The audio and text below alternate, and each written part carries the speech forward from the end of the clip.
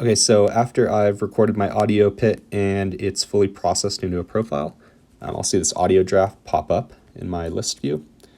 Tap that and it's going to take me to kind of the audio draft confirm view. The reason we have a confirm view is because frequently the description of the pit, maybe you didn't fully describe the pit all the way, maybe there is an error in the processing of your voice, or maybe you just need to add some more information to the pit. And so we want you to confirm those details before it's actually a published profile. So a few things you'll notice here right off the bat, there's a little mic icon. You can click that mic icon and you can always listen to your audio playback of what you said. If you want to remember what you said, I'm clicking the play button. You can click the little down arrow here to see a full transcription of what you said. If you just want to review that and make sure it matches the pit. You can always move this little box around to get it out of the way, depending on what you're trying to look at. You can click the X button to minimize it. So that's kind of a good way to revisit what you said and make sure it matches the pit. You'll also notice here there are these blue layers that are highlighted. Those blue layers happen when there is an unknown depth or an unknown hardness to a layer from your audio transcription. So that could happen if you described a layer's depth, but you forgot to say what the actual hardness of that layer was. It'll highlight in blue.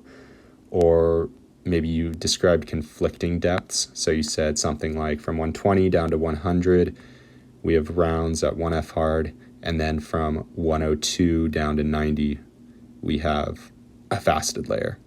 So because that 100 and that 102 number don't match up for a layer boundary, the algorithm's going to pick one of those two and then highlight it to say, hey, I'm not actually sure what the correct boundary was. You should come in and check that and make sure you get it right. So those blue layers are just things to look at specifically to check on. So let's say I want to fix that. I'll click the Edit Layers button.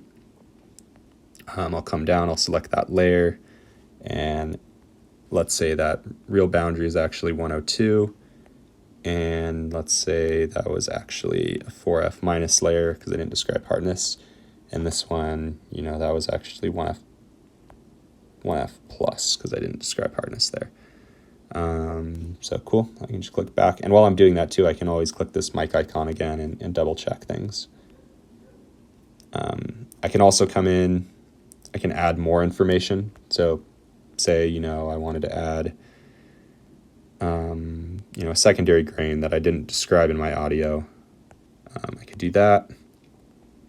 Or if I wanted to add a test result, I could come in and do that as well. So all the same editing things you'd see in a normal Snow profile. You can also come check your additional site information or add additional information here if you didn't describe that in your audio recording. And then this flip layers button, very occasionally, if you're not specific about whether you're describing layers top down or bottom up, all the layers might show up upside down in this profile. So you can just click that flip layers button and it'll flip them from the bottom to the top. Once you've done all that, you've checked things or just looked good right off the bat, just hit confirm. It's gonna question you based on these highlighted layers just to reconfirm that you checked those. But I did, so let's click confirm. And now it's just a normal Snow profile on the app, just as if I had created it manually.